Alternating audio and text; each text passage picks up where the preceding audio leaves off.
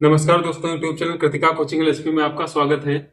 आज के इस वीडियो में क्लास 6 का छठा चैप्टर है बीजी व्यंजक और उसके तीसरे अभ्यास है अभ्यास 6C।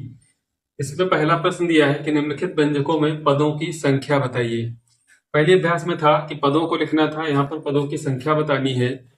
इसके पहले पार्ट में हम देखें कि लिखा हुआ 13x, तो इसमें पदों की जो संख्या है वो क्या है, एक ही पद है। यहाँ पर कोई चिन्ह नहीं है, इसका मतलब एक ही पद होगा। यहाँ पर आप देखेंगे एक चिन्ह है, दो पद होंगे। दो पदों को जोड़ने के लिए एक चिन्ह लगता है। यहाँ पर आप देखेंगे एक और दो चिन्ह है, तो यहाँ पर तीन पद हो जाएंगे। तो सिर्फ आपको पदों की संख्या बतानी है। तो पहले में कितने पद हो जाएंगे, एक। दूसरे में कितने पद है, यहाँ पर दो। तीसरे में पदों की संख्या है यहाँ पर तीन। और चौथे में पदों की संख्या देखेंगे एक चिन्ह है, दो पद है, तो यहाँ पर पदों की संख्या कितनी हो जाएगी, दो। इसी प्रकार दूसरे प्रश्न में कहता है कि निम्नलिखित व्यंजकों की डिग्री और उनके पदों की डिग्री बताइए। पहले आपको पूरे व्यंजक की डिग्री बतानी है, उसके बाद जो पद दिए हुए हैं पदों की भी डिग्री बतानी है। तो यहाँ पर आप देखेंगे कि जो व्यंजक की डिग्री है, जो अधिकतम घात होती है, यहाँ पर x की घात दो, यहाँ पर y की घात कितनी है, एक। तो ये अधिकतम घात हो जाएगी दो, व्यंजक की घात हो जाएगी डिग्री दो। इसके बाद उनके पदों की डिग्री बतानी है। तो पदों में क्या है कि जो पहला पद है x की घात दो, इसकी डिग्री कितनी हो जाएगी, दो। इसके बाद दो वाई वाला पद जो है इसकी डिग्री हो जाएगी एक।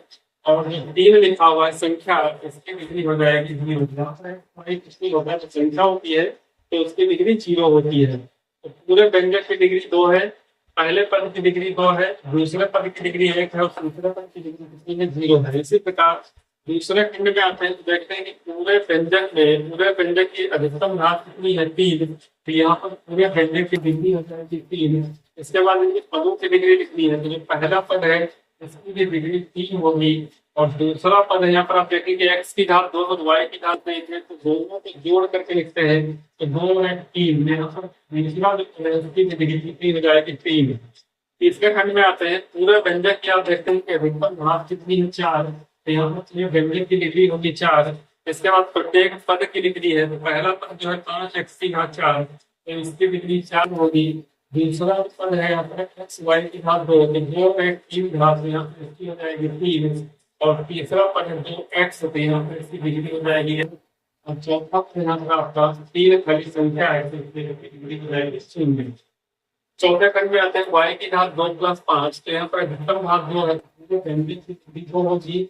इसके बाद जो पहला पद है y की घात दो, इसकी डिग्री दो होगी। और दूसरा पद पांच है, तो इसकी डिग्री क्या हो जाएगी, शून्य हो जाएगा। एक संख्या लिखी है तो उसकी डिग्री शून्य हो जाएगी। प्रश्न नंबर 3 है कि निम्नलिखित में सत्य कथन बताने हैं। कुल चार खंड दिए हैं, जैसा कि पहला दिया हो 5x स्क्वायर वाई द्विपद व्यंजक है, या फिर x की दो माइनस 8x प्लस द्विपद व्यंजक है। 2x स्क्वायर प्लस 8xy द्विपद व्यंजक है, या फिर ax square plus bx minus c द्विपद व्यंजक है। तो यहाँ पर जो कथन सत्य है इन चारों में से, वो आपको बताना है कि सत्य कथन कौन सा है। तो द्विपद व्यंजक का मतलब है, जैसे नाम से है कि जिसमें दो पद हों वो व्यंजक द्विपद कहलाएगा, जिसमें एक पद हो व्यंजक एक पदी कहलाएगा, और जिसमें तीन पद हो त्रिपदी व्यंजक कहलाएगा। तो यहाँ पर आपको देखना है कि ऐसा कौन सा व्यंजक है जिसमें दो पद दिए हैं। तो देखेंगे कि पहला 5x स्क्वायर वाई है, भी का पूरा एक व्यंजक है, इसलिए एक पदी व्यंजक बोला जाएगा, ना कि द्विपदी है। दूसरा आप देखेंगे कि x की घात दो माइनस 8x प्लस 10, तो यहाँ पर आप पदों की संख्या देखेंगे तो एक दो और तीन, यहाँ पर दो चिन्ह है, तो इसका मतलब तीन पद है। तो ये भी क्या है, द्विपदी है, द्विपदी नहीं है। तीसरे खंड में देखते हैं 2x स्क्वायर प्लस 7xy, यहाँ पर आप देखिए एक पद पहला 2x स्क्वायर और दूसरा पद क्या है 7xy है, तो द्विपद व्यंजक है, ये हो जाएगा। और जो चौथा है इसमें x square plus bx minus c, यहाँ पर भी तीन पद है, इसलिए ये द्विपद व्यंजक नहीं होगा। प्रश्न नंबर 4 है कि निम्नलिखित में एक पदी द्विपदी और त्रिपदी व्यंजक बताने हैं। तो जैसा कि पहले पार्ट में भी आप देखें कि 3xy एक पद है, दूसरा पद क्या है 7 है, तो इसमें पूरे दो पद है, तो ये हो जाएगा द्विपदी। तो क्या लिखेंगे, द्विपदी है, इसमें दो पद है। दूसरे में एक ही पद दिया हुआ 15x की घात तीन, ये एक पदी बोला जाएगा, इसको आप लिखेंगे एक पदी। तीसरे में दो तीन पद है, तो इसको लिखेंगे त्रिपदी। यानी कि 3 पद है, और चौथे में 1 और 2 पद, एक चिन्ह से 2 पद होंगे, द्विपद की 2 पद है। पांचवें में 1, 2 और 3, ये त्रिपदी व्यंजक कहलाएगा। इसी प्रकार पांचवा प्रश्न है, इसमें दिया है कि x की घात 2y minus 7x y plus 10 पदों की संख्या की दृष्टि से कैसा व्यंजक है। अब आप यहाँ पर देखेंगे एक चिन्ह माइनस और दूसरा चिन्ह क्या है, प्लस है। दो चिन्ह है तो 3 पद होंगे। यहाँ से पहला पद है x की घात 2y, दूसरा पद है 7x y माइनस 7 और तीसरा पद है प्लस 15। यहाँ तो 3 पद है, इसमें पदों की दृष्टि से जो व्यंजक दिया हुआ है ये त्रिपदी व्यंजक बोला गया है। क्वेश्चन में 6 कि नसरीन के पास 3 आम है, उसने 2y आम अपनी बहन एडीना को दे दिया, तो ज्ञात करना है। यहाँ पर 3 प्रश्न बनते हैं।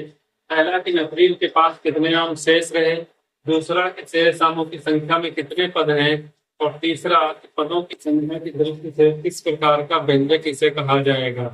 तो यहाँ पर आप देखेंगे यदि मान लीजिए कि नसरीन के पास संख्या के रूप में ले लेते हैं, मान लीजिए उसके पास 10 आम है और उसने अपनी बहन एडीना को 4 आम दे दिए, तो उसके पास कितने आम शेष रहेंगे। तो आप क्या करेंगे, 10 में से 4 को माइनस करेंगे, उनकी घटाएंगे, तो 10 से 4 घटा करके कितना आएगा, 6। तो यहाँ पर कितने आम थे, 10 आम थे, उसने जितने दे दिए उसको आपने क्या किया, माइनस कर दिया, तो बराबर में क्या आ गया, 6 आ गया। क्योंकि संख्या है इनको हम घटा सकते हैं, इसलिए उत्तर आ जाता है तुरंत।